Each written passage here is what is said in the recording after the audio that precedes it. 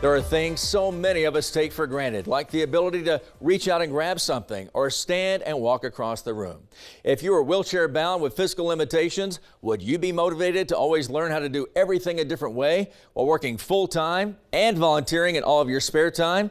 Well, that's what Carrie Greenwood does as program coordinator for Kansas Youth Empowerment Academy and as president, CEO, and state coordinator for Miss Wheelchair Kansas, Inc.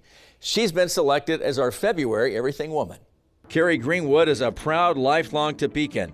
She was born with the disability arthrogryposis, which is a rare congenital joint contracture in two or more areas of the body. She says at birth it may have been a bit of a shock to her parents, but they were always supportive. They knew that they were just going to raise me like they would raise any other child. So that means that my parents never held me back. They never hid me. They just always knew that this was a part of who I was. And so they always encouraged me to live a full life. She endured most surgeries as a child, but extensive physical and occupational therapy over the years gave her more range of motion. She also credits teachers and former students in the Shawnee Heights School District for guidance and friendship.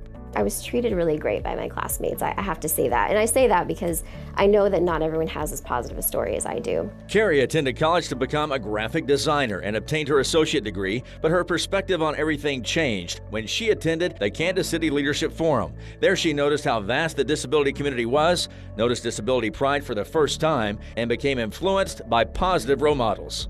It really changed my life, and it set me on a new path that I wasn't expecting. That path was a journey of growth that led to acceptance, understanding, connectivity, and the desire to help others. She soon started work at Kansas Youth Empowerment Academy as the outreach coordinator and over time became program coordinator.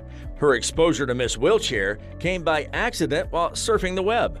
I don't even know exactly what I was looking for, but I came across the Miss Wheelchair America website. This was an empowerment and leadership program for strong women who happen to be wheelchair users. Realizing Kansas wasn't a part of it, she knew something had to be done. I found out that to start the program, a woman who is a wheelchair user can serve as an independent delegate and start the program. So that's what I did after a lot of coaxing by my friends and my family and my coworkers and that kind of thing. She became Miss Wheelchair Kansas in 2004, and now 20 years later, she still leads the nonprofit that offers an adult program and a Little Miss program with mentoring relationships for younger girls. It truly allows them to see that they can be anything they want to be. I'm really proud that we're able to give those strong role models to girls across our state. When asked how she makes people see beyond the apparatus, I think there's still a lot of people that need to be educated, and that if they had a little bit of exposure to someone with a disability, I think it could completely change their perception. And what makes her happy? With Miss Wheelchair, I get to focus on females who are wheelchair users. But when I come to work every day, I get to really focus on young people with disabilities, with all disabilities. And so I'm able to help bring leadership and empowerment programs to them through our organization. Even though she has amazing accomplishments professionally, her proudest moment personally was moving out on her own 4 years ago. So what's next?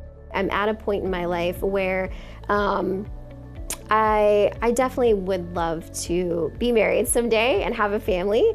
I'd love to travel more. I've done quite a bit of traveling, but I'd love to go to different places, and there's a whole big world out there, and as I get older, I'm realizing that. So I think I would love to do lots more traveling, just really honestly take advantage of any opportunity that's out there. All of that should be obtainable soon, since she usually makes a list of goals and then just checks them off one by one. One goal was driving a car, and technology is so advanced that she's been able to drive a customized van with just a joystick for quite some time. I can definitely say that I'm a proud person with a disability, and so for me that just means that I am living a full life, and I'm definitely proud of who I am, and I know that this is who I'm meant to be. This is who God wanted me to be.